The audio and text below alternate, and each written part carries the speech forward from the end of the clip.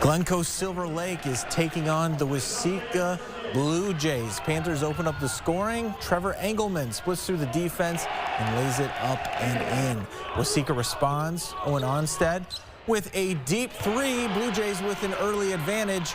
They're out in transition now. It's Onstead converting for another Waseca score. Panthers shooting efficiently early. Engelman bounce pass to Ethan Sanju. That works. Lincoln Bussey pulls up and hits the jumper. Panthers with the edge now here in the first half. Waseca hanging around. Wyatt Hager is wide open for two. Nice pass from Surrett Long. Like we said, Panthers shooting well to start. Sanju hits the fadeaway. Waseca's Russel starts to get involved. Senior can score at will and does right here. Later, Russel down low again, gets the bucket and one.